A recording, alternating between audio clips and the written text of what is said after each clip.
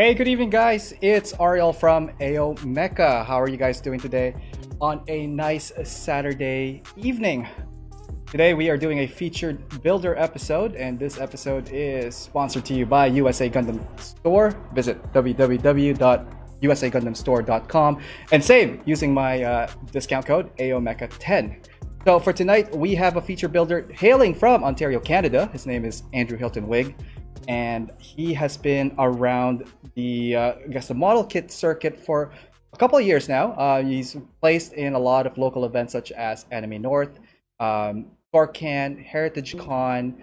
He also placed on two GBWC events, and we're gonna get all of that information out of him. You're gonna get to know Andrew Hilton-Wigg. So why don't we go and check out what's going on? Hey Andrew, how's it going? Hey, yeah, going good. How are you doing? Awesome. Thank you for coming to the show tonight, and it is going to be a blast. I have a good feeling about this, man. Good. Awesome. So why don't you let the world know a little bit about you? Can you tell us who are you? What have you been up to? What type of background do you have, and if you have any other hobbies outside of Mecha? I'm sure a lot of people are also curious about, like, do you have a day job? Do you have other stuff going on? All of that. So I'm going to throw it at you now. So I build and paint mecha kits, mostly Gundams, but I also play a lot of Warhammer. So with that, I'm painting a lot of miniatures, armies. I've got a Space Marine army that I've done a lot of work on. I've got an Eldar army as well, and I'm working on a few custodes right now as well. So that keeps my paint table pretty busy. I kind of alternate between different projects to keep things fresh, keep me from getting sick of working on any one particular type. So when I finish working on a Gundam, I usually switch to doing some sort of a model or a figure, and then I'll switch back to Gundam when that's done, just to keep everything fresh. When I'm not doing that, when the weather's nice outside, in the winter I ski a lot. Oh, okay, cool. So yeah, 3 days a week usually, do it professionally. And then in the summer, I'm doing a lot of cycling, especially this year with the quarantine. Can't do anything with other people, and cycling is good in that you don't really need groups. So a lot of mountain biking, a lot of cycling I'm doing. Day job, graphic design. So I work a lot with typography and laying things out and stuff. You'll see a little bit of that carry over to my work. And gives me a creative outlet as well, but I don't really do a whole lot of that in my free time. I like to do it, be creative in other ways, which is where we get into the building things and painting and stuff, with building models and that sort of thing. Awesome. So what was your first model kit like? Like, what got you introduced into this hobby? Maybe that's a good question to start off. So originally I was a miniature painter, working with Warhammer. But then one time I was in high school, and I showed up, and I guess it was before class started. Another guy in the class, he had one of the old catalogs showing all of the year's Gundam kits. Right. Yeah, I remember this. Okay. Yeah, so they used to, before the internet was quite so prevalent, they had these. And I don't know where he got it from, but he brought it into school, and he was just flipping through it, and I looked at his desk, whatever. I think he sat behind me. Yeah. And I was just absolutely fascinated by these mecha kits, and like, those are just really cool looking. I just instantly fell in love. And this was a little bit before Gundam Wing debuted on TV here. I think that happened three or 6 months later, which I was like, exciting for me. I'm like, oh, cool. So there's a TV show too for these things? Because I didn't really know at the time. Yeah. Because I was first introduced to the model kits, not to any of the TV series. So. Right on. And so what was your first model? I'm assuming you got a model kit, like, after seeing the show and whatnot. Like, do you remember your first model kit that you got? Yeah. So the first one I got was one of the 1100 HG kits, one of the Wing, and it was not a good kit. I mean, they marketed them as basically toys, but once you built it, you realize you're like, there's a lot of color separations here that are missing. Right. And I didn't really know that at the time, so I was pretty disappointed. And so I didn't end up building any more kits for a long time. After that, I built like 1 or 2 of those as kind of left my own. Plus, the availability of them wasn't great either. They were pretty hard to get a hold of. I see. So yeah, then I just built a couple, and then I stopped building for years. I just had this sort of quick little taste, was kind of disappointed. I liked the idea of it and the design and stuff, but the kits kind of disappointed me. So since that, I guess like your first experience was not the greatest. Like, what was the kit that brought you back into it, like liking it and enjoying the hobby and continuing with it? So I don't know what the first one that I really liked was. So the first kit that I got that wasn't such poor quality would have been the Verka RX-78. And honestly, I don't like the kit that much. I think it's kind of a flimsy kit because of the core fighter in it. But that was the first one that I got. And this is the one that I have on the screen right now. I'm going through like some of the first images here. The RX-78 Verka. I remember building this kit as well, and I remember there was like a big announcement, like the new revolutionary whatever of like model kit is the Verka line. What from that kit do you remember that made you go, okay, cool, this is something I could do? So this is the first kit that this is the first master grade I built, the first kit that I fully painted. There's a few that I like started to paint little bits of, but this one I fully primed, fully painted. Nice. And that's coming from a miniature background, painting a bigger kit. Is that what happened with this? Yeah, well, I didn't paint this the same way that I painted miniatures, and sometimes now I do, sometimes I don't. Really, just depends. Oh, okay. But yeah, so this one I tried to do a little bit of like under shading and stuff on it, not a lot, but it worked out okay. I was never really all that happy with the kit itself or how it turned out, but I'm like, I don't know. I still liked the idea of it. But again, after doing this, I ended up taking a pretty big break again before getting back interested in it, or probably more importantly, availability of kits was the biggest issue, because while the distributors now, like Plymouth in Canada and like Bluefin in the US, are very prevalent, they're in all over the place. They're not very hard to get the kits. Back when I did this in the early 2000s, not very many stores had anything, or you were ordering from like eBay or something like that, and the prices were really inflated.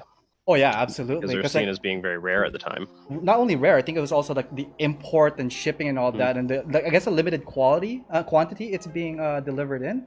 Because I remember the prices were being ridiculous. Like, how would I get a model kit? Like a model kit that was priced for a master grade is what the high grades were going for. Well, exactly.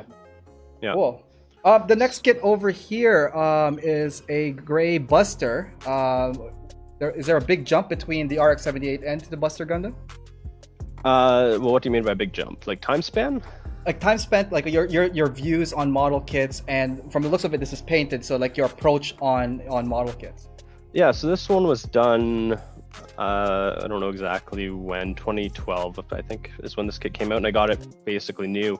I don't even remember how I found out, but there was a store about an hour away that was having a contest, and you had to take an existing kit and turn it into a psycho frame variation of it.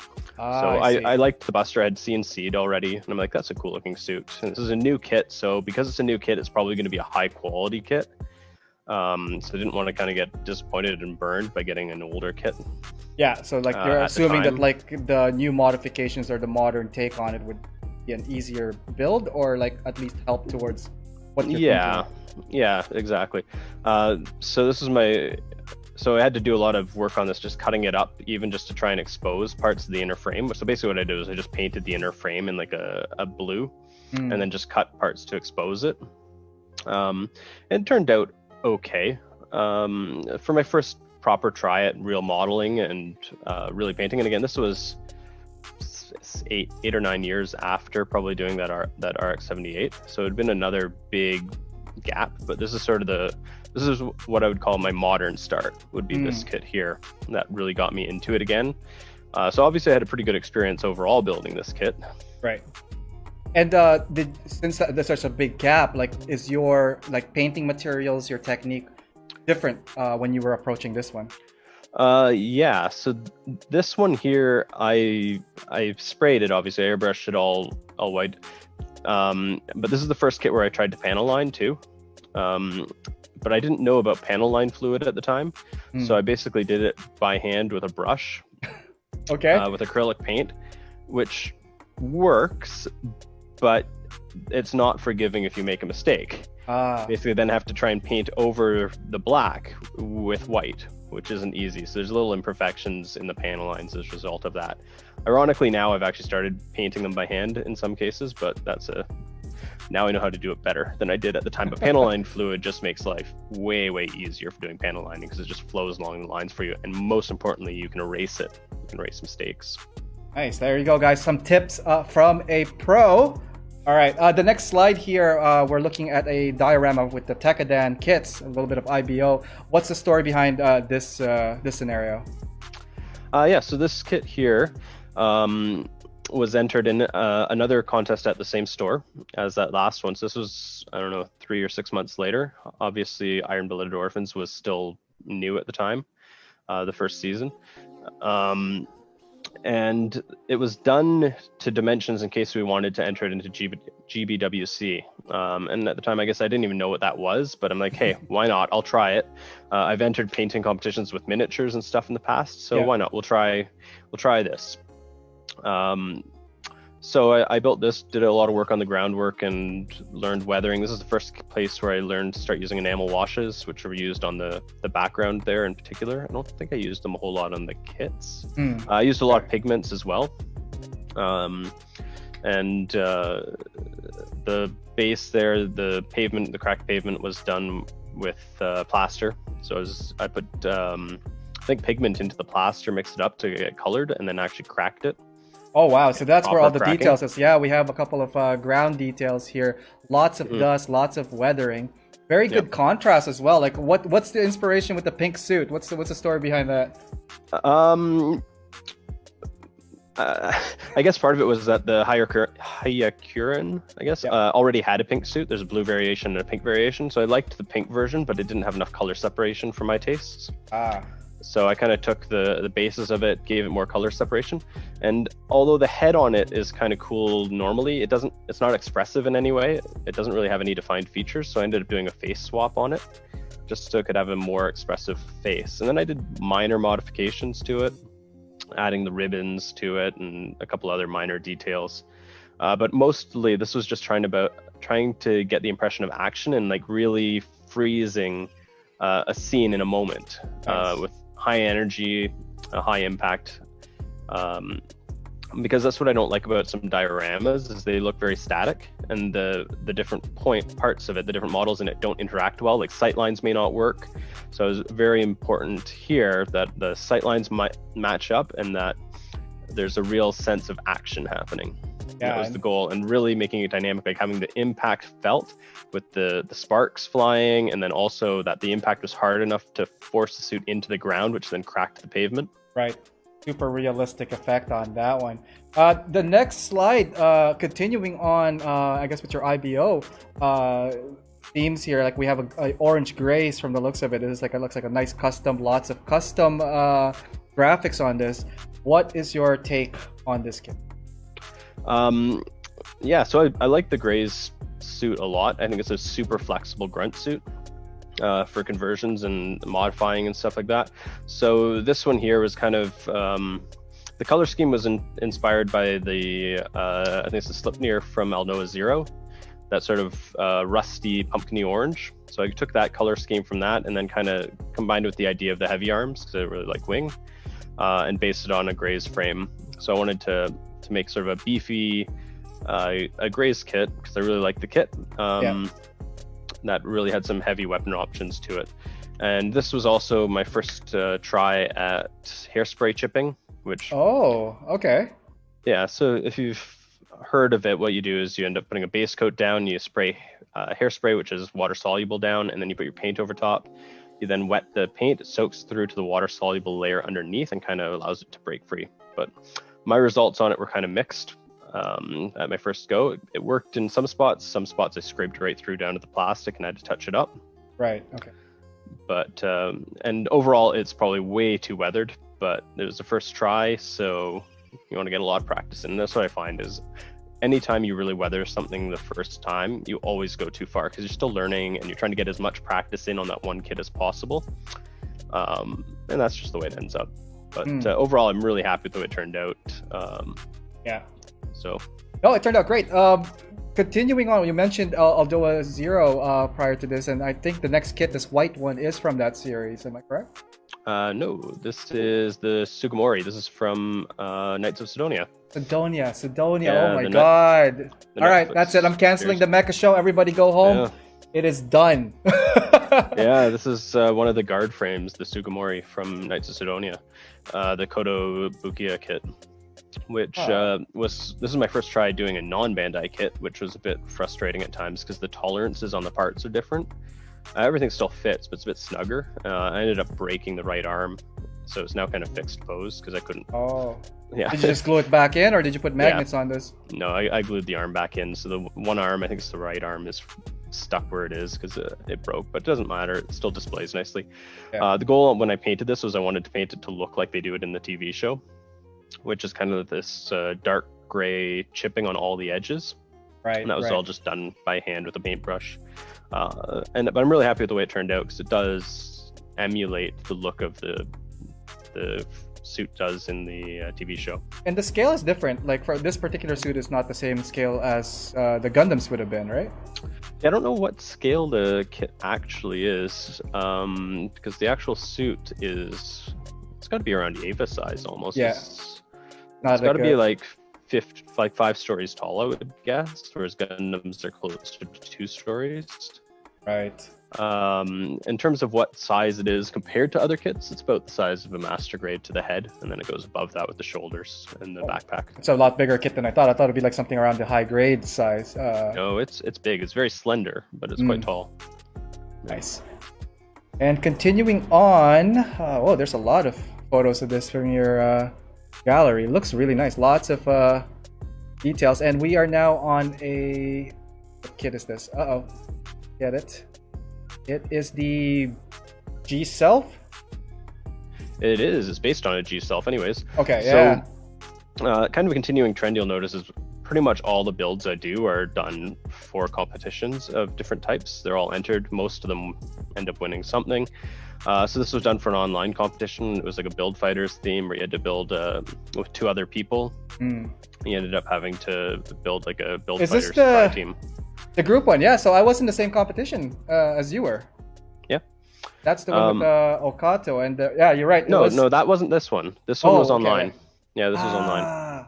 Okay, so many contests. This guy is like all over the place, guys. Yes, this was done for a Facebook contest. So what ended up happening was I was partnered up with 2 other people because there's like a try team.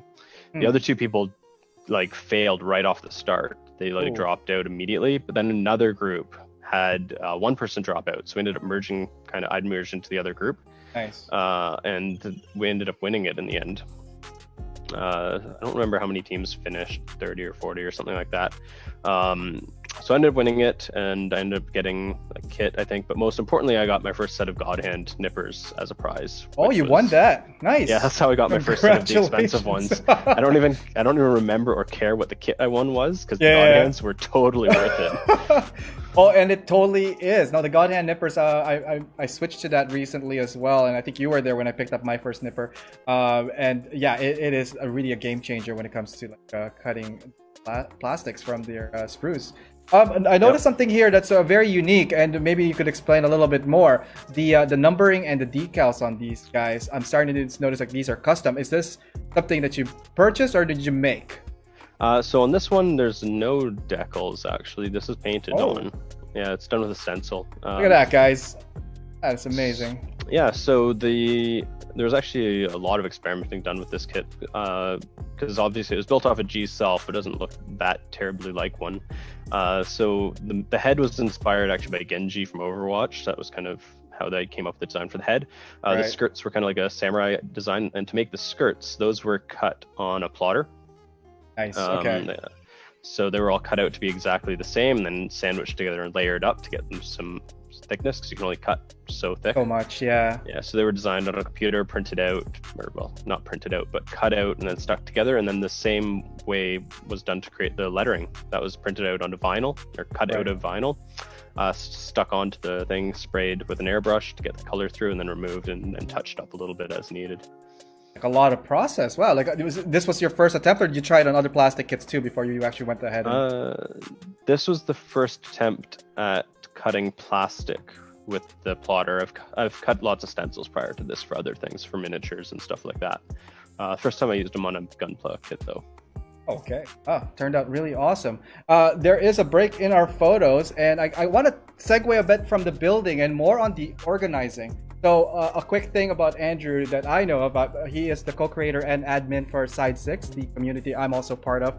And man, that was a fun starting story, but that's for a different time. So he is representing for Side 6. He is also a committee member for the Great Canadian Build-Off. Event 2 is live now, and the link to that event is in the description below.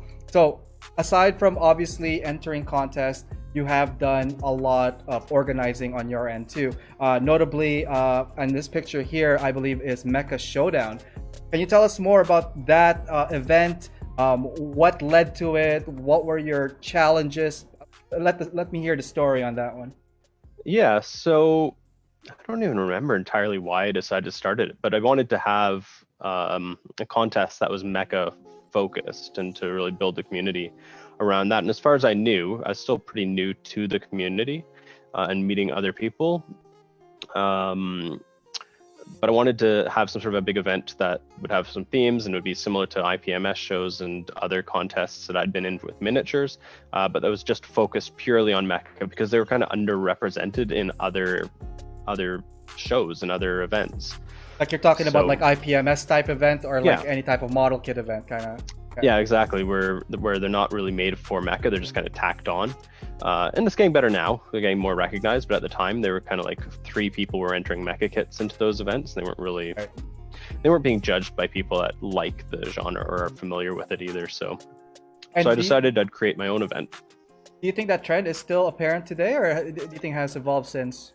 No, it's getting a lot better now. And I think there's a couple of different reasons for that. Again, one, as mentioned before, the availability of kits is getting a lot better. So there's a lot more stores where people can buy them, which means there's more people getting involved.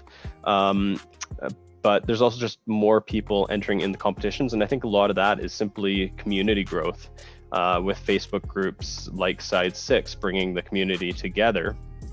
And pushing everyone to get better and to build stuff and get things finished. And then an event like this is awesome because it gives everyone an opportunity to bring them and show off what they've done. It's one thing to take photos and show them online. That's cool, but it's even cooler to see them in person and meet the builders and talk to the builders and get to know them and go out for dinner with them afterwards. Oh, and it's a great story. So from event 1, there were now a showdown happened again the year after that, and there was supposed to be one this year as well, but because of COVID, it had to be postponed and pushed out at a later date. Correct. Yep. Okay, and from this event, again, your organization skill and design, you also did the design for the shirts that these guys are wearing, correct? I did. Yep. Yeah. So that was the Barbados Canada themed shirts because we wanted to have an event shirt just to help fund the event, but also to give everyone their own cool Mecha shirt that they'd own because there aren't a whole lot out there, and there weren't then especially. Right.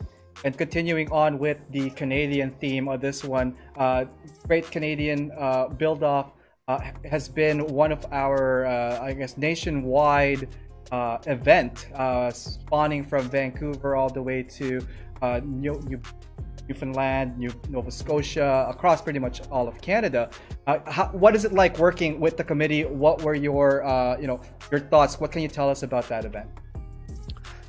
So that kind of spawned due to all the local events getting canceled. We were supposed to be having several events in Toronto between one at the anime convention, plus Mecha Showdown, plus IPMS shows.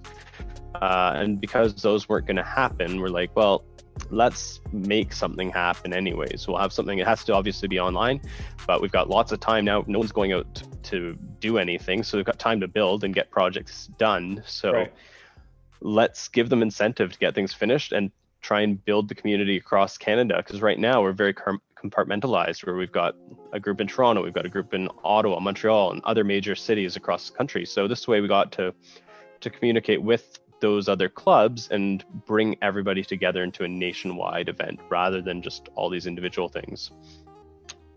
Well put, and that's really a really good effort. Looking forward to all the entries for Event 2 coming up soon, I guess. I think we're almost at 100 right now, actually. 100 RSVP. Wow, that is like, what, at least 25% more than what we had before? Probably more than that. For part one? For part one. Part one, we had 72, I think, or 75 or something like that, yeah. Awesome. Continuing on now with the rest of your builds here, there's a, it's a Jin, I'm assuming. The mobile Jin from the... No, it's not a Jin. Oh, no, sorry. That's a Zaku from Seed. It is a Zaku from Okay, sorry. Small image. I'm not hitting anything tonight. I don't even know what Mecha is anymore. Not only that, you've built the master grade of this kit. I know. It's like back there, too. Okay, all right. I definitely need to get my stuff together, guys, all right? I know Mecha and I know Zaku, but that little image right there, I'm pretty sure it was a Jin. You know what? That's a passable Jin. I'll just ignore the fact that it literally says Zaku on the base. Yeah. So that happened, guys. Moving on to the next image. There you go. See, I didn't see it. Boom. Yeah. So this one was also done again. So like I mentioned, a lot of the builds I do are for competition. So this one was done for Zaku Aurelius's Zaku competition, which another Canadian builder ended up winning. So this one ended up as an honorable mention, and I entered it. It wasn't quite finished yet, so the backpack wasn't done yet, and the base wasn't done yet for it. But this is the first kit where I tried to paint it more like I would paint a miniature. So it ended up getting like a zenithial base coat to it. So it had a black, gray, white shaded base coat, and then that kind of carries through as you paint the greens on top of it. Right. And then it was weathered with a sponge and enamel washes as well. It was also one of the first kits where I did a little bit of scribing to it, just some very, very minor scribing. There's a little bit on the back skirts, and I think a little bit on the front skirts as well. As well as coming up with like a squad name for it. Otherwise, it's not a major custom. The backpack was modified slightly off of the base one. Right. But I give it a cool logo. I'm like, it's got this cool lance to it, which is kind of like a big stinger. So I'm like, yeah. And the normal kid is the Blaze Zaku. So I'm like, cool, Blaze Zaku stinger. And kind of went with a bit of a wasp theme with it. Thanks. Wow, no, it all comes together fairly nicely. I love the military colors on this one as well. Yeah, those colors turned out so well that they actually inspired an entire army for my Warhammer, which we'll probably get to a bit later. Are you going to do any type of group shot with this at the back, and then you have your troopers in front? I could, but so it was the inspiration for the color scheme. They're done slightly differently in how I did them, but I was so happy with the way it turned out. The next one here, Andrew, I'm going to get this. This is that Marasumi Astray something Murasame. There we go. Murasame. It's from the Seed line, right? Yes. Yeah. This is also from Seed. I do like a lot of the Seed kits. This is from Seed Destiny specifically, but it's one of my favorite grunt suits because it's a transforming grunt suit, and it's kind of cool. Has a cool jet mode. There's no photos of the jet mode, but it does actually transform. But it's a parts former, and I'm not sure where I put the remaining parts to do it. Is it a parts former? So it is, yeah. You need to swap a couple of parts in order to transform it. And from this, I'm just looking at some of the details on this one. Was it tape work? Like what? How did you get the combination of black and blue on the shield, for example? Yeah, that one was, I think, taped. Yeah, with Tamiya masking tape. And this was the first kit where I did sort of extensive scribing work and kind of regretted it because I did a lot on the legs. And the problem with that is that you have to do it 4 times. So anything you do on the outside of the leg has to be done on the inside of the leg and then on the other side as well. So I'm like, this is the first try at it. I'm trying to get the same thing 4 times. Oh man, yeah. Which was a bit repetitive. Of a pain. Yeah. Did you print your stencil, or was it all kind of like by eye? No, I printed the stencil of the Phoenix or whatever the hawk is. I think there. Can't remember what it was supposed to be now. But it was a bird of prey. That was the main thing. And then it was supposed to have like an ace color scheme, just to set it apart. And I wanted to try an asymmetrical color scheme, which is why the one wing is blue and the one wing is white. Nice. And yeah, turned out pretty well. The next one here, and I've seen this one in person. This one is an entry you did for Anime North? It is, yeah. Okay. There, see, I'm back. Boom! Are you though? What's it called? Hang on, I gotta look at that thing and a little It bit also closer. says it on the base. I can't see. It's a little small, but it does seem. Yeah, for each need. Yeah, so I wanted to try a couple of things. A lot of the kits I do, I tend to try new things in every one. Right. Rather than kind of resting on my laurels and kind of, hey, I know how to do this, I'll just do it again. So I wanted to try a winter color scheme for this one, and try doing a little bit of snow and stuff, which I've done a little bit on miniatures, but the scale is different there. It's a lot different to try and get here, and I was trying to make it seem more fluffy, as well as I attempted to sculpt a tree for it. And the tree sculpting kind of worked, but not great, but I learned from it, and it'll come back in another image later on where I kind of did a much better job sculpting a tree. But this is the first attempt at it. The pose ended up kind of a little funny. It's a little bit of a funny squat, but I'm happy with the way the painting turned out on it, and the head especially. And it's a cool little kit with all the daggers. Yeah, I remember seeing this in person, and it placed as well on that competition, right? Yep. Yeah, I think it was the second or third place in the HG category. Lovely detail. I remember seeing like the tree, the snow, and all that stuff. Great stuff on that. Okay, we are going to do a quick break from the show. We'll look at this video and come back and talk more with Andrew Hilton-Wigg. All right back. Hey guys, I just want to take this time to thank you guys for joining us tonight in our show. Really awesome to have you guys here and commenting during our live chat feeds. I'm looking forward to hearing more from you guys. Also, if you have any questions or comments, feel free to send me a PM in my social media platforms. You could reach me on Facebook at AOMecha, as well as Instagram at AO_Mecha. And if you have any interest in joining us for a feature, or if you have anyone that you want to recommend to check out and be featured in the show, please send me an email. And you can see that at the bottom right hand of my screen, aomecha.info@gmail.com. All right, thank you very much, and why don't we go back to the arena, check out what's going on there. Okay, and we are back. So if you're just tuning in, today is a featured builder episode, and we are joined by Andrew Hilton-Wigg. We are now looking at something that is from one of the first GBWC competition in Canada. And what are we looking at here, Andrew? Yeah, so this was the first GBWC that we actually got to host. I entered one previously that ended up winning for Canada, but that was both Canada and the US combined. So this is the first time Canada had its own.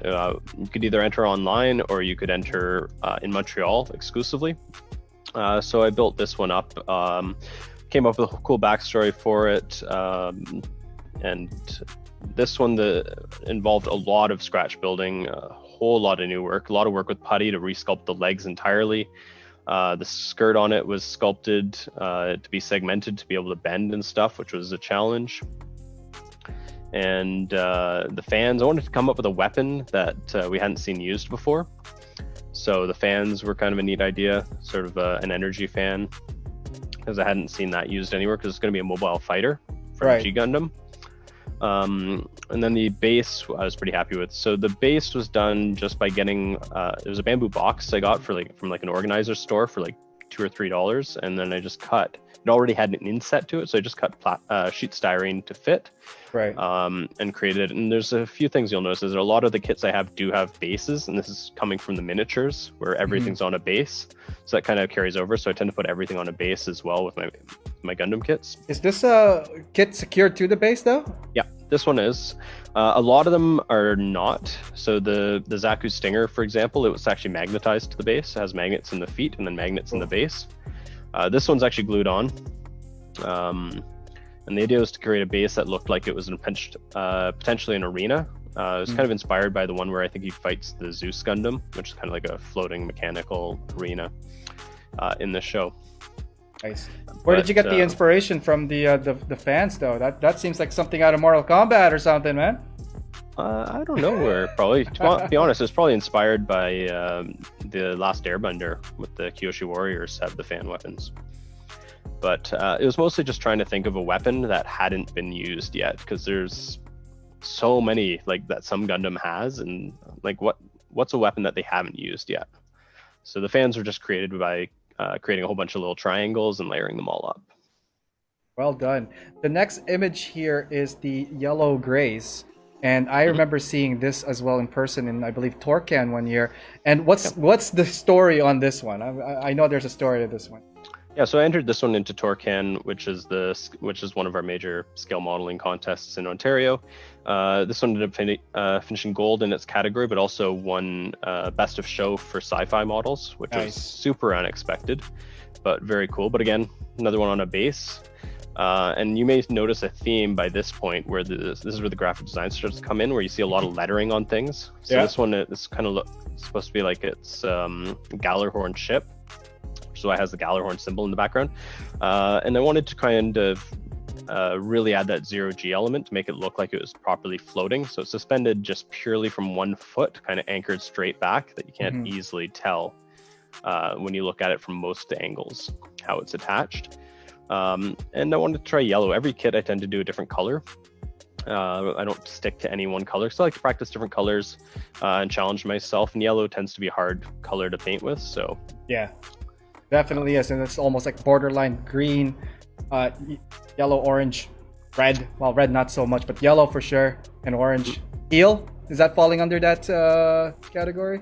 Well, teal I've used recently, but it's actually not a very hard color to paint. It's pretty opaque. Anything in the blue-green range tends to be pretty easy to paint with. The next, speaking of blue, it looks like we have a Leo next. This one is from a local contest, I believe. Yeah, so this one was a contest just to do Leos. Everyone had to do Leos. Unfortunately, it was a group contest, and this happened to me where it was one of those groups where I was the only one that did the work.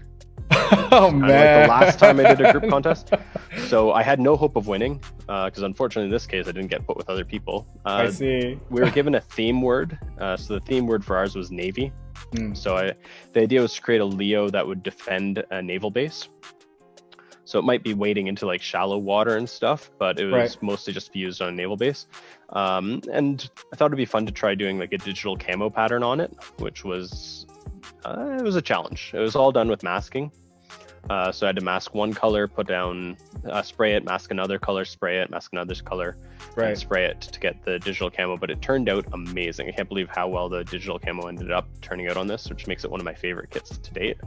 And then I also created and printed custom decals to go with it, just to give it the model name on the chest as well as Navy on the shoulders. Nice. To give it that theme. Well done. I saw this in person as well. Good stuff on this. Like, I remember seeing the camo on that one. It did really, really stand out.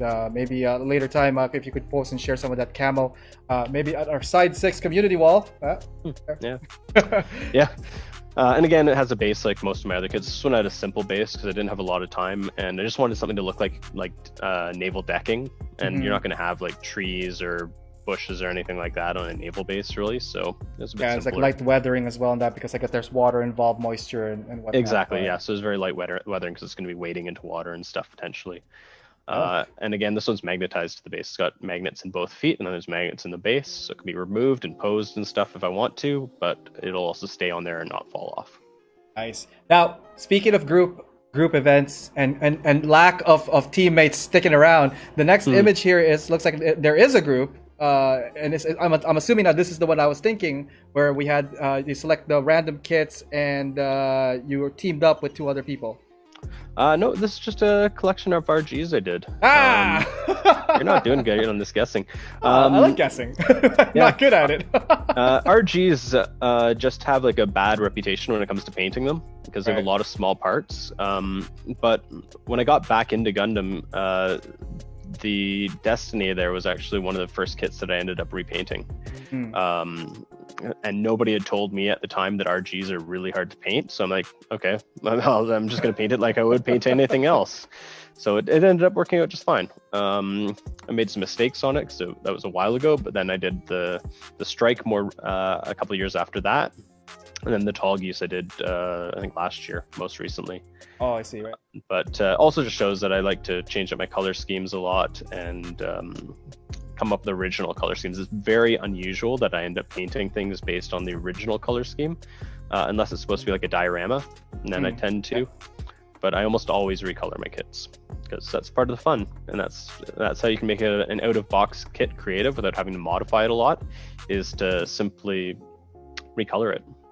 Nice. And you can't really modify RGs that much anyways, not easily. Well, not easily, yeah. No, and a really good job on this one. Now, speaking of color and changing it up, the next image I just saw is going to be a change up, and what looks like this is a figure, a bust painting. Yeah, so like I said, I paint other things in addition to Gundam kits. This was my first attempt at doing a bust. So the actual size of it is about 2.5, 3 inches tall. So it's fairly small, but just practicing skin tones and stuff like that. And it turned out pretty well for my first attempt. There's elements I don't like the hair. The hair is hard. It's very hard. Oh, yeah. And I have not mastered it, but the blue on the sash turned out better than I expected. But nice. It's just about being patient, and this is all done by hand, as opposed to airbrushing. I think I base coated some of the colors with an airbrush, but it was basically all just hand painted. But this is the kind of stuff that I do when I split it up and in between different Gundam kits. I ended up doing something like this to really try new skills and push the limits of what I can do. And then they end up crossing over back and forth too. So all the Gundam kits that we've seen up to this point were all pretty much airbrushed, but I have more recently started adding more hand brushing into them as well.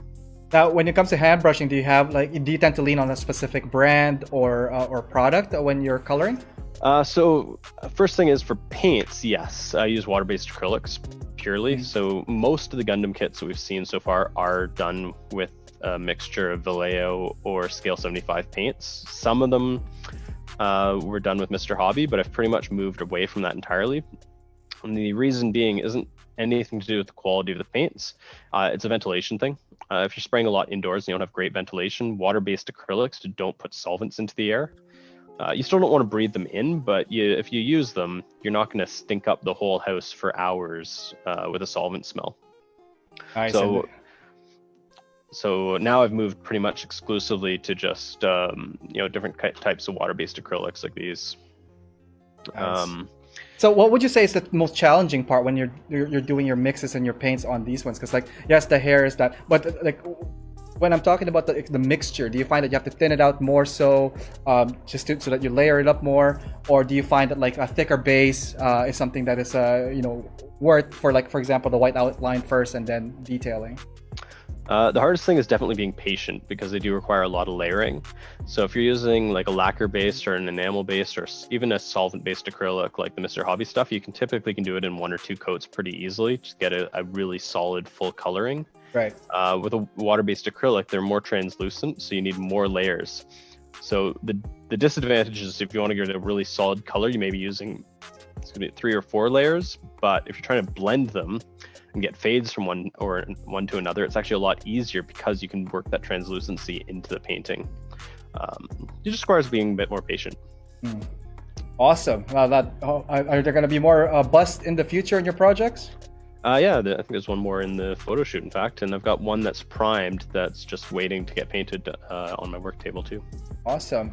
So the next one here, this one is the Land Roadie along with all those mobile drones, and that's another IBO diorama. Really cool details on this one. I remember seeing this one with the what do you call it? The little ammo capsules popping out of the submachine gun. There's a lot of stuff happening with this kit. What was your thought process when you were creating this diorama? So there's a few things. First thing was I really liked the Landman Roadie kits and the coloring. So again, this is one of the few instances where I actually used the coloring of the show.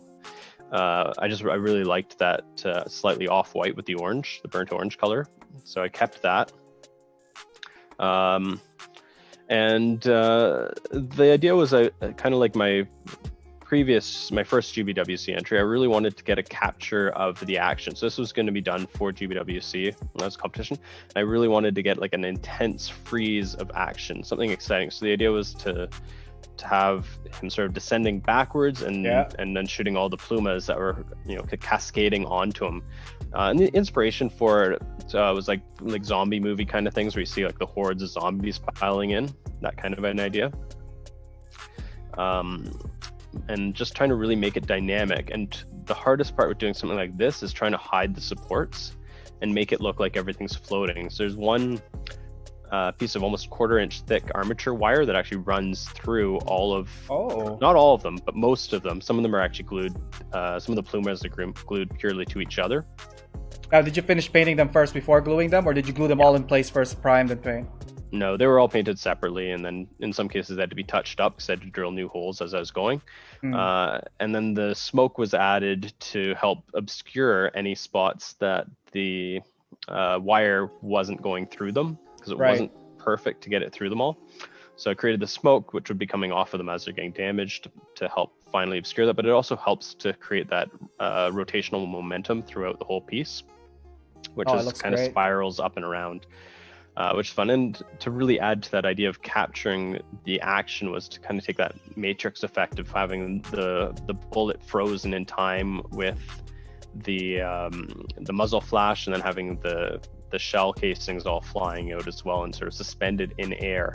Was part of it to really sell that idea that it was mid-action and high-intense action, which again, a lot of dioramas don't really have. They tend to be more static. The interesting thing about this piece in particular, for me anyways, that jumped out was definitely the shell casing popping out of the machine gun. What did you use? Like, how was that put together? Like, where did you get the pieces for? So that is actually just a thin styrene rod, like 1.5 mil styrene rod, cut into a whole bunch of equal sections. And then what I ended up doing basically was taking a very tiny drill bit and drilling through them kind of in random spots, and then running a very thin wire through all those holes. Wow. And then gluing them all together onto that wire.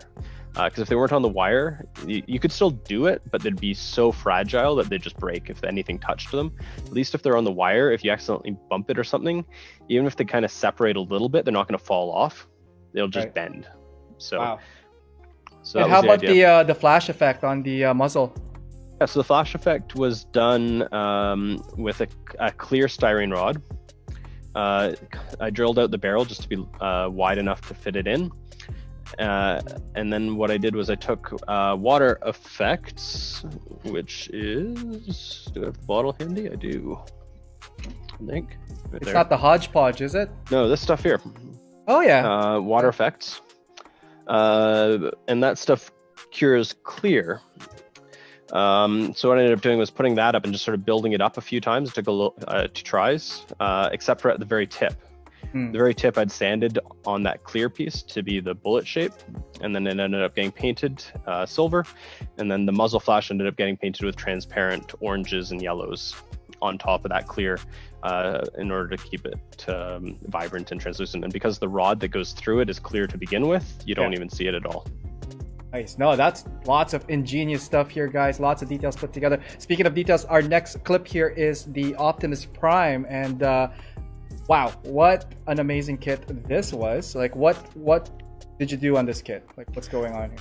Yeah, so this one is actually a straight build. There's no modifications to the kit itself, but this is the Flame Toys Optimus Prime, and it's their first one, and it's an awesome kit. Super flexible. It's like an action figure. You can put it into all kinds of extreme poses.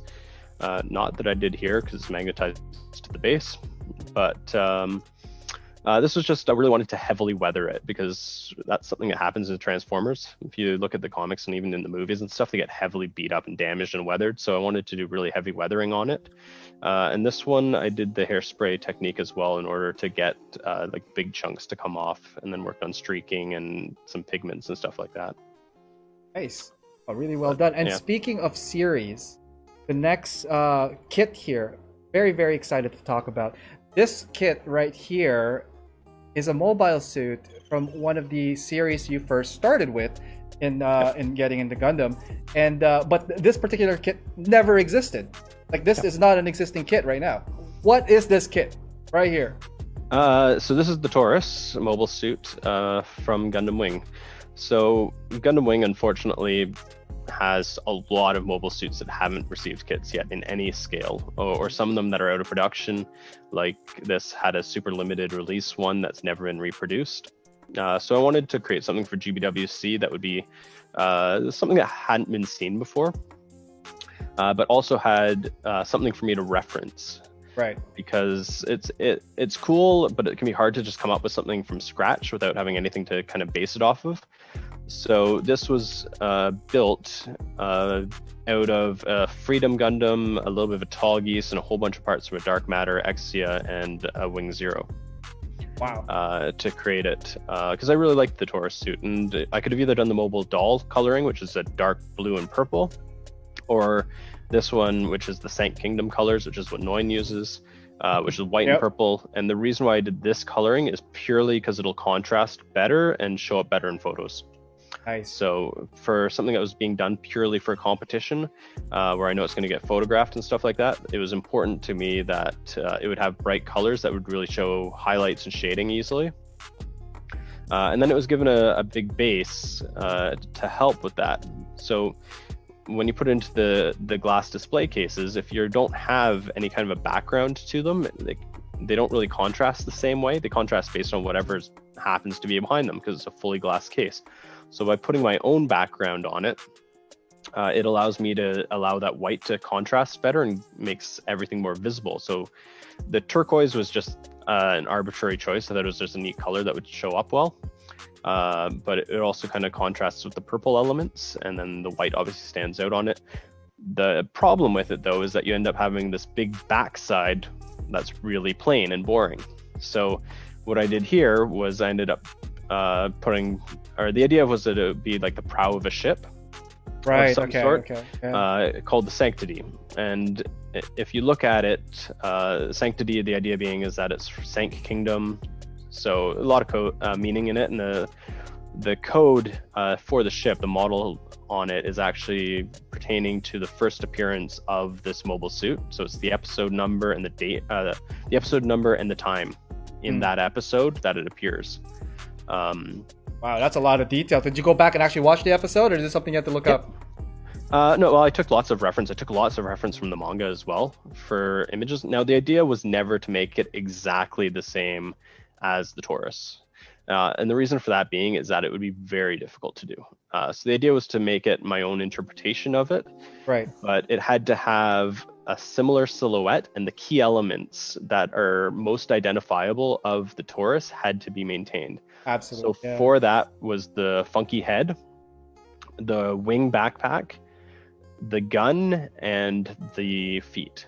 And you can see here, you've got that shot where you've got a whole bunch of the reference material that I gathered, and some of the work in progress shots that I took as well as I was building, because I ended up having to sculpt lots of it and re-sculpt parts of it, and some parts got swapped entirely as I went along. I was really happy with how it turned out, especially parts like the gun. That was my first time scratch building a gun. Nice. And that was based off of the GNX gun, and then it was added to a whole bunch to try and make that more front-back symmetrical weapon that the Taurus has. And then I had to sculpt a whole new hand grip for it so that the Taurus could hold it the way it holds it in the show, because that was important, that it be mounted the same way. Right, and get that silhouette down, making sure that it has that same feel. So exactly. The next couple of photos are going to be a fun one, guys. It's going to be a little bit of a treat, a little bit more insight on Andrew. That's not the model kit. So GBWC 2019, congratulations as well on this piece. This thing placed third, I believe, on the GBWC 2019. And here's a picture of the winners. You have Nicholas Tejada Sanchez and Nathaniel as well. All right. So that was in great company. Definitely. So we all roomed together, by the way, guys. Andrew and I actually shared a room. Lots of stuff happened there. Lots of stuff.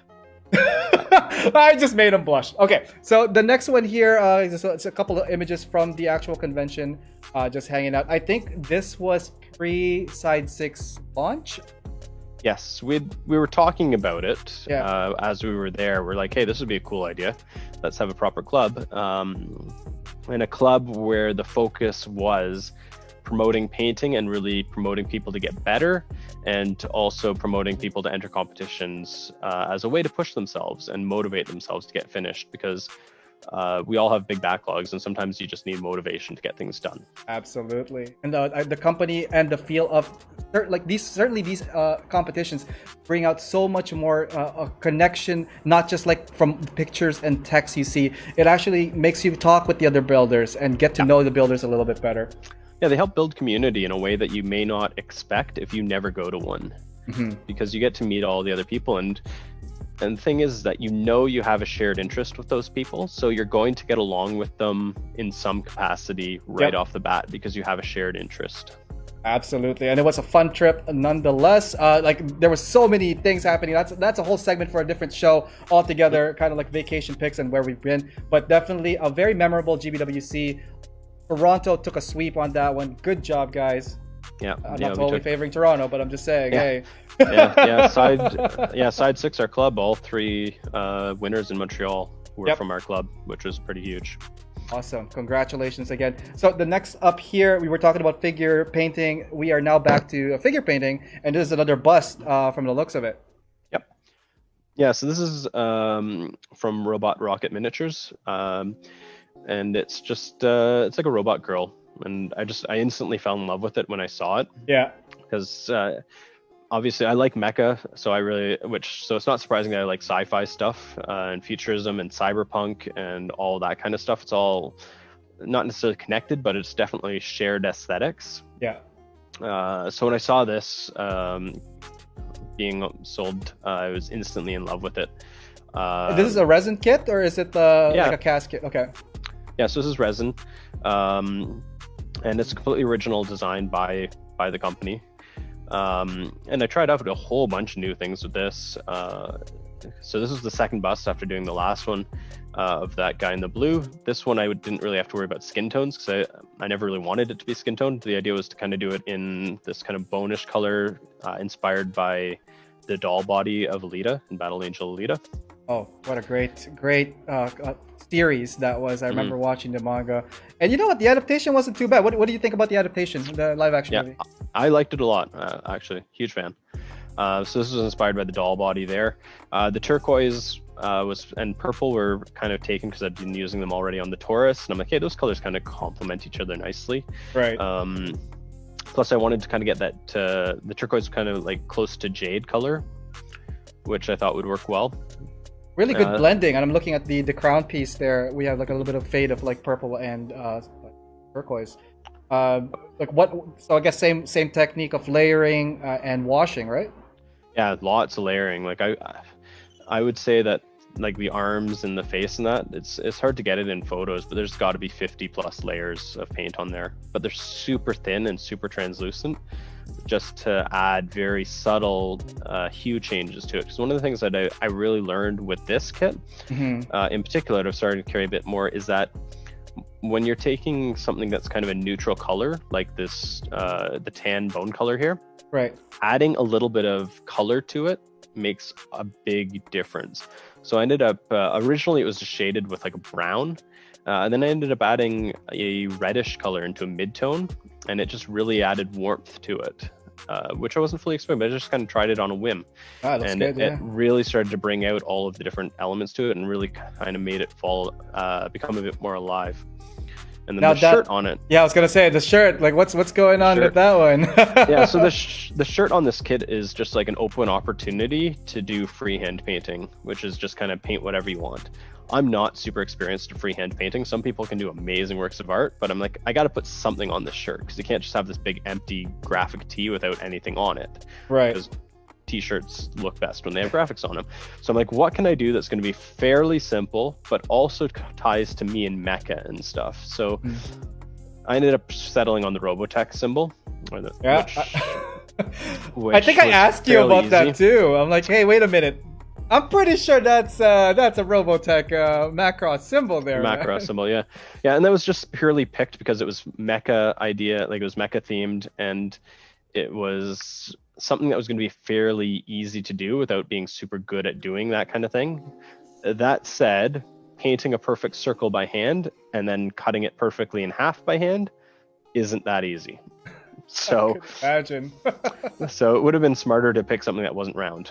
But now, anyways. Speaking of not so easy, I myself have not fully painted any miniature. When I look at these things, I'm like, holy cow! Number one, I'm gonna need like a whole bunch of tweezers or like tiny paint brushes, a magnifying glass. But the next piece here, this is a miniature.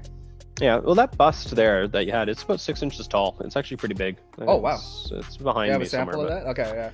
I can grab it at the end if you want, but it's Sure. yeah, it's about that tall. Like it's So good there's a size. lot of leeway to like make sure like there's lots of like surfaces to blend in and to work Yeah, with. yeah, it's not miniature sized, so yeah, it's a good size. So the next one here is a miniature though, right? This one is a miniature. Yes, this is a custode from Warhammer. Okay. This is one of their Forge World models. This one's resin actually, but that doesn't really make a big difference. And this was just purely an exercise in blending blues and trying to get a super intense blue, Right. which is what was used on the cloak. Because trying to get super saturated colors is difficult, because what happens when people tend to highlight and shade things, Right. Yeah. not only in miniatures but in Gundam as well, is the natural assumption is that you highlight by adding white to a color and you darken by adding black to a color, which is true. You add black to any color and it'll get dark, and you add white to any color and it'll get brighter. The problem is that in doing so, it also desaturates it. And what desaturation means is that it takes away color value. So it ends up becoming more muted in essence. So it gets brighter, but it also gets more muted.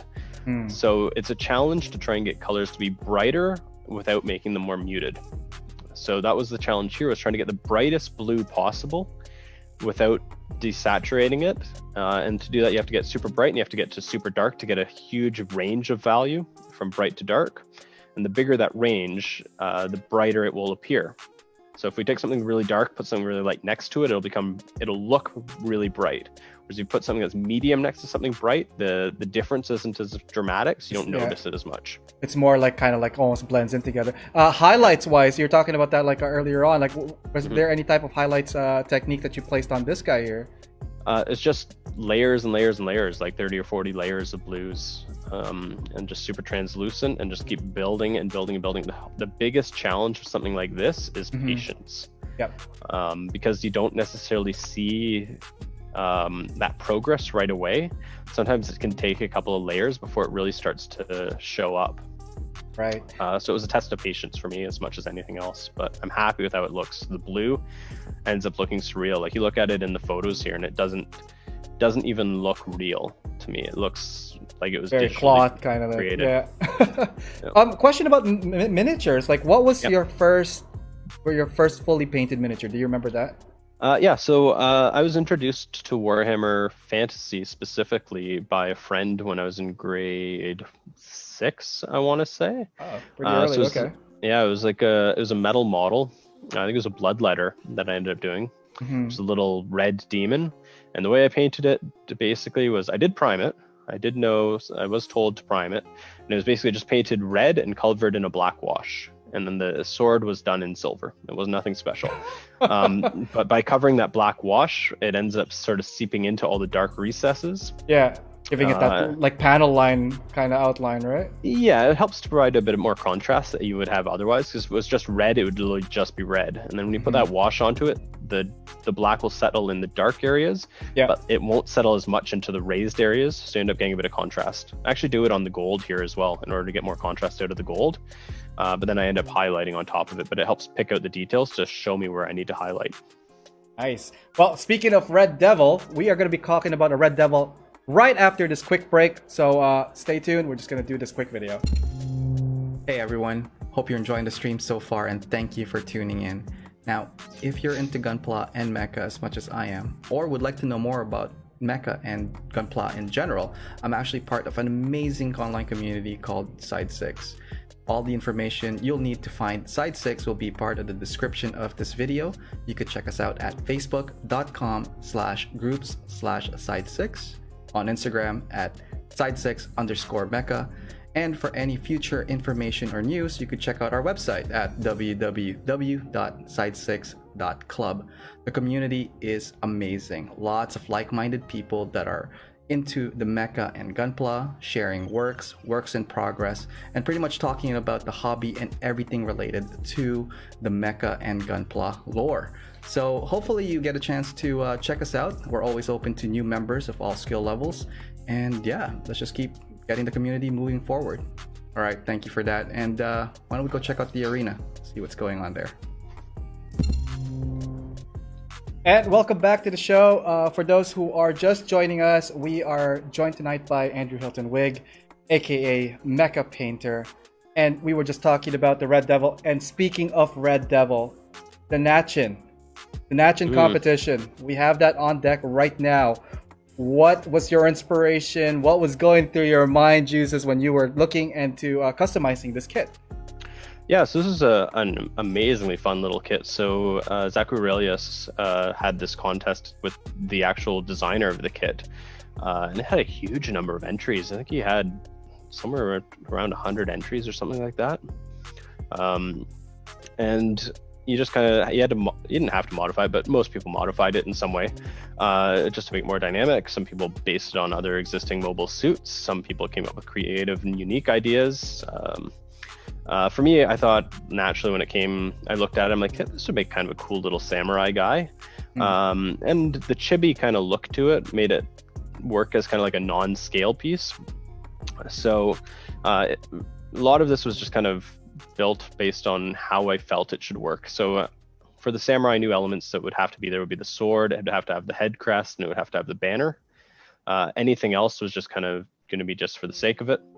The tree was done to be like a bonsai tree, right? Which turned out much better in this instance than the previous tree I did. I did it in a slightly different way. I looked up videos on YouTube on how to sculpt bonsai trees out of wire.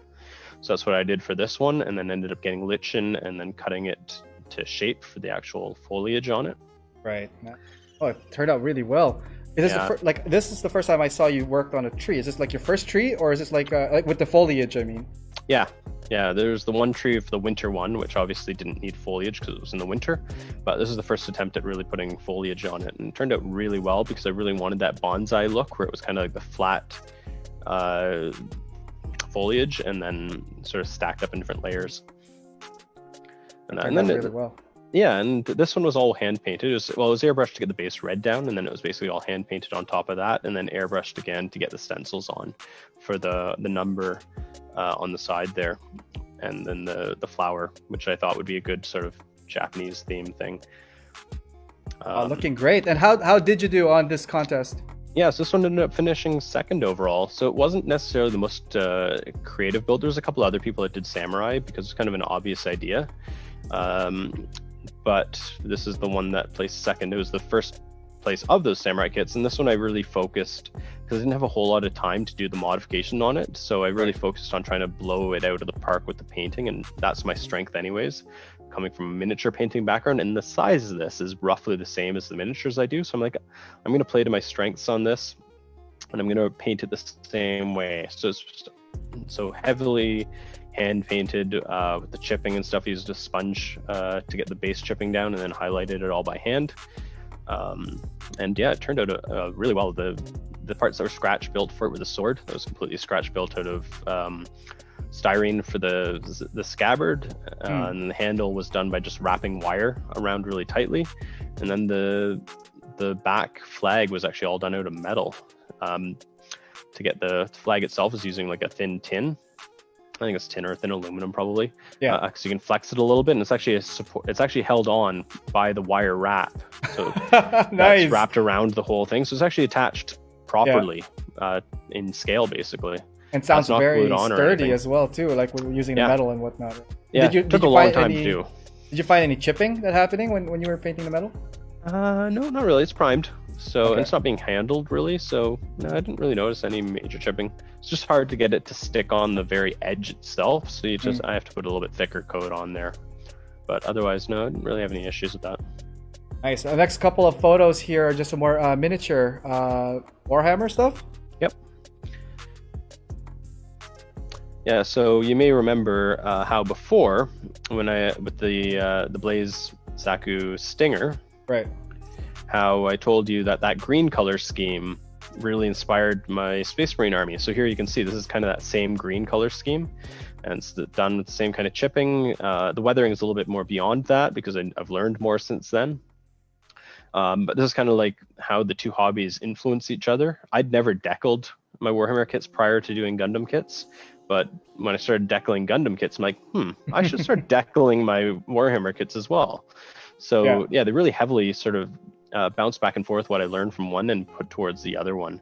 And like I said, the green here is virtually identical to the green that was used on that other kit, because I really liked the way it turned out. There's definitely a theme that's gone through, the very military theme. Lots of like again, some details on this, including like some of the foliage on the ground and like the weathering and rusting on the metal. Now, speaking of weathering and rusting, the next image here, very unique, very different, very question. What do we got here? It's a box. What's in the box, Andrew? Oh, it is a box. And what is in the box? It's actually empty. It should be like some kind of loot box or something. Yeah, no, it doesn't open up. It was an exercise in weathering testing. So I got the AK weathering pencils, and I'm like, what can I do that? What can I test these on? What's going to look cool? I really want to try playing with the oranges and the rusts and that. So I ended up laser cutting out this shipping container I designed. So is it wood? Like, what was the material on that? Yeah, so it's made out of 3mm MDF board. Got it. Okay.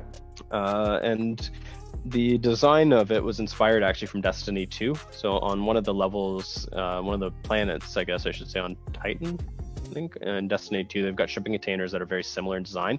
And I say what you will about the game Destiny and Destiny 2, some people don't like it, but the graphic design of the game and the elements in it is amazing. And me being a graphic designer, I just love that sort of stuff. I really like stuff that has typography on it, which you've seen in a lot of my kits here. Right. The vast majority of them have numbers on them or lettering in some way, because that's the graphic design. So that carried through to the design of this, plus having white really works well for weathering. So that's what I ended up with white. And the turquoise was, I liked the turquoise so well on the base for the Taurus. I'm like, I'm going to use that a bit more. I really like the high contrast of it and how bright it is. So speaking of turquoise and white, our next kit here, this is from the Great Canadian Build-Up Event 1. Yeah. What can you tell us about this kit? Yeah, so this is the, well, it's not actually a wound ward. This one's the TR6 Hazel 2, which is 99% the same as the wound wart, except for has two big guns on but they're mounted to the backpack now rather than off the shoulder, and then it also has a shield and a gun. And then this was also an exercise in testing out the weathering pencils by AK. Just like the cube was, trying to get a feel for them. So that one was all about using the rust colors. This was, because this is a spacesuit, it was just going to be about using the grays to try and weather and also to shade this as well. So I wanted to try, again, like I said before, is I like to work with new colors all the time. And if you've seen all of my suits up to this point, I've never really worked in gray. And although I had some turquoise on bases and stuff, I never used turquoise on a suit. So this one I decided I'm going to go with the gray as the main color, and then it needs to be accented with something. And if you want an accent color, it has to contrast nicely against the gray. So the turquoise, I'm like, that's really bright. It's going to contrast really well. It's going to pop. So I went with the turquoise. And then I decided, how can I make this suit unique? This is an out-of-box contest, so it has to be built as per the instructions. So I can't modify the kit at all. I can add new color separations, which I did, especially on the gun. But how can I really make this my own? How can I make this unique? And to do that, I ended up freehand painting these sort of graffiti style lines on different elements of the kit, just for visual interest and to make it look like it was a personalized suit by somebody, like some sort of an ace pilot got to it. And the idea for doing that was actually inspired from Star Wars Rebels. You've got Sabrine Wren, which is one of the characters on it. She's very artistic. She's an artist, and she customizes everything she has. So she's got her Mandalorian armor, which she's all customized. She ends up stealing a TIE fighter that she repaints and customizes. So the idea of that, to customize this with sort of purely artistic elements, was actually inspired by that. It's not the same style as her stuff, but the concept of doing it was actually inspired by that. So I pull my inspiration and ideas from all over the place. Nice. And the design is very, very unique, very well detailed on this one. Would you say that's one of the longest things you worked on this particular kit? Yeah, it took a long time to do all the freehand stuff on it. What was the process when you were putting it on? Did you think of like thumbnails, the design? Like, what's the process of that? Yeah, so I actually did. I ended up practicing first with just a pen on paper, just to get ideas of how it needs to flow. I didn't try and copy it over straight like one to one, but just to get an idea of what kind of lines I should make. And then what I did was I took a white paint marker to draw it on first, and then I would paint over top of that white paint marker with the turquoise, and then add the highlights and shadows and the drop shadows on top of that to make it pop.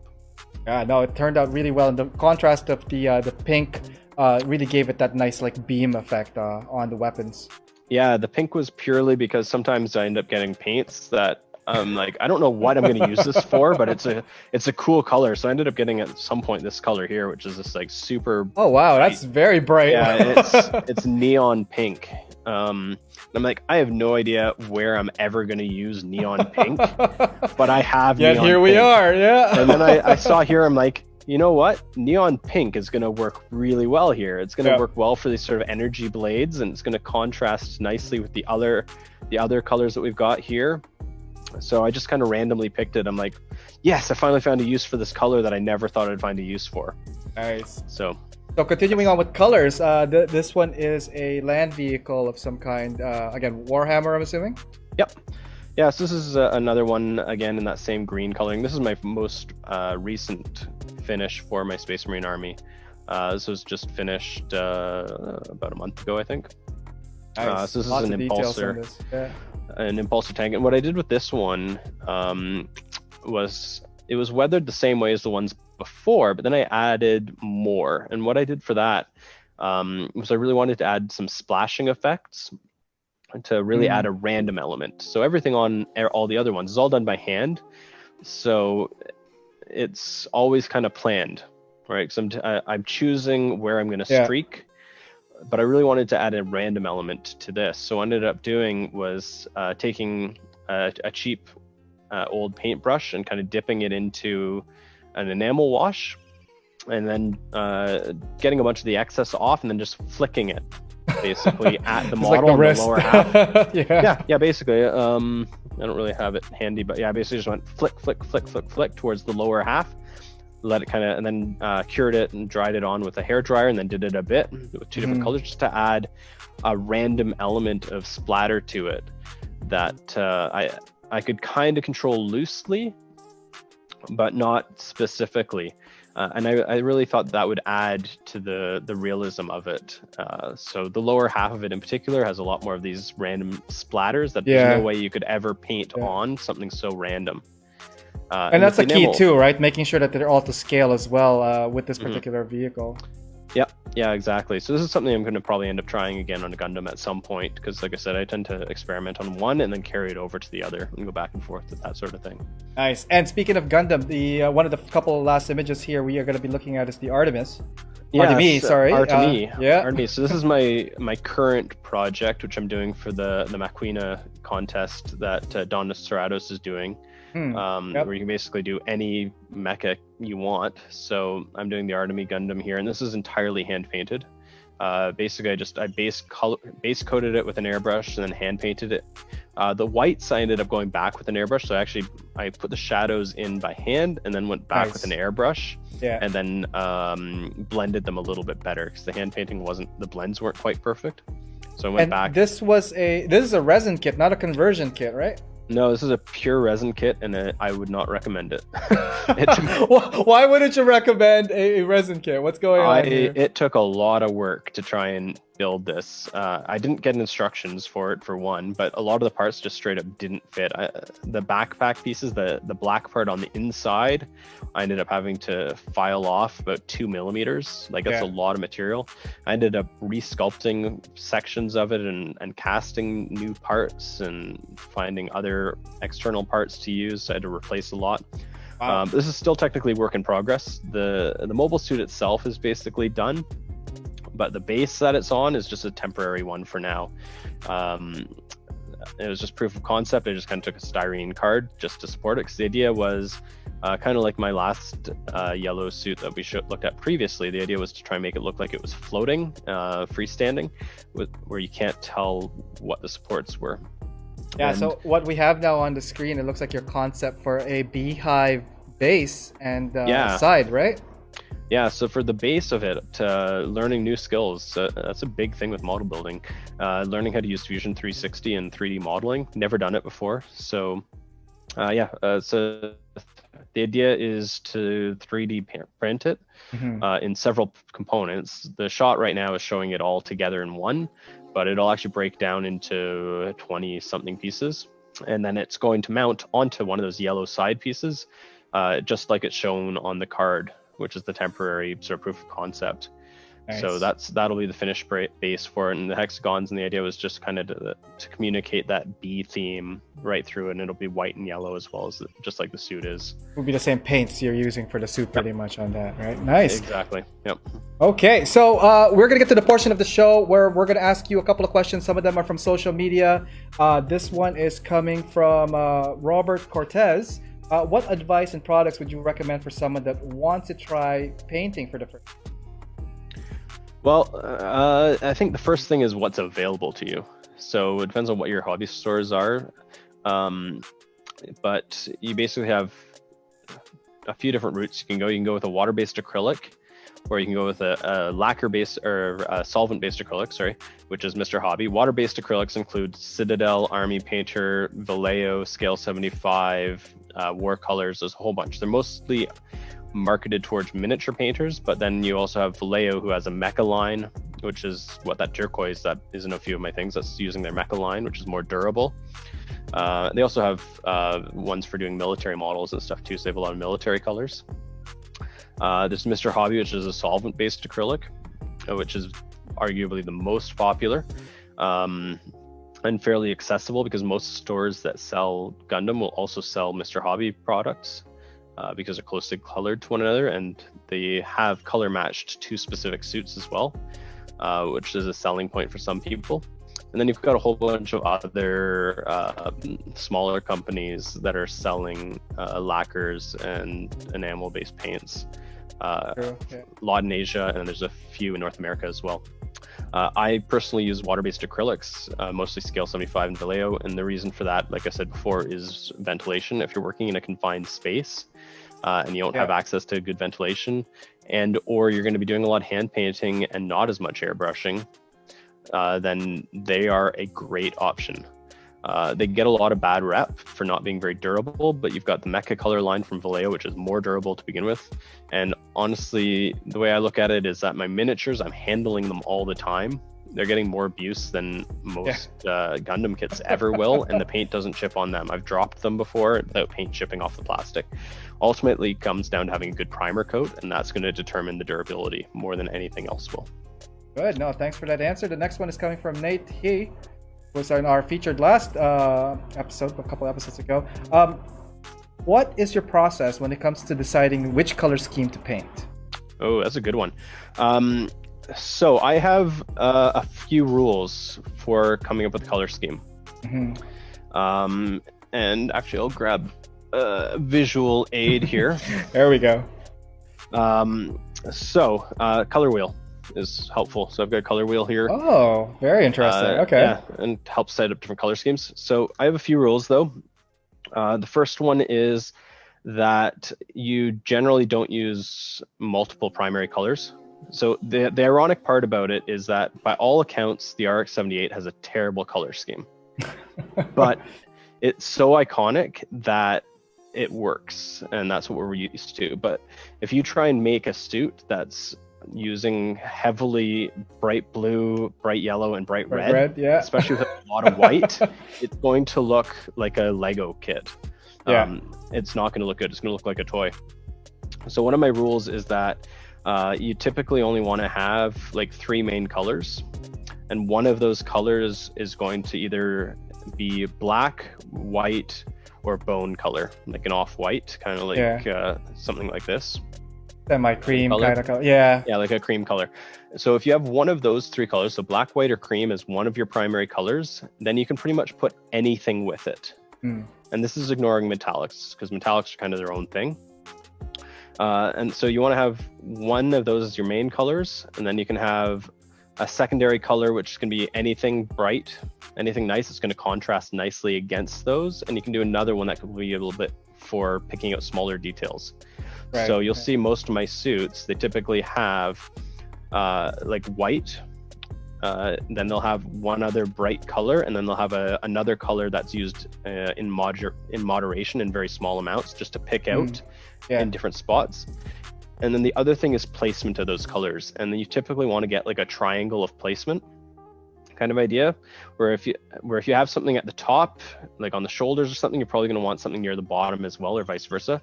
You want your colors to appear usually multiple times over the suit. You don't want it just in one spot. That's why when you look at the RX-78, why it has red feet. Well, those red feet help because you also have red on the waist, and you also have red on the head and the crest. So you want to repeat those colors in several spots over the course of the entire suit. Nice. But again, the RX-78 is a weird example because you also end up with that blue, which isn't repeated. But if you try and do something in those colors, it's hard to make it look good. Yeah, that is very, very true. Okay, we're down to a couple of more questions here. What kit are you looking forward to the most to work on next? Well, I'm working on an RX-78 3.0 for the Great Canadian Build-Off Part 2. Nice. That one's going to be done in brown colors. It's going to be like a desert operations kind of one that's being done as an out-of-box kit. So I'm looking forward to getting that done. What else? I've got the Strelitzia kit as well I want to get done. That one I'm looking forward to painting and building. That's pretty high on my list. And this one here we go. I've got right next to me too. I've got this guy here, which is the Flame Toys Drift.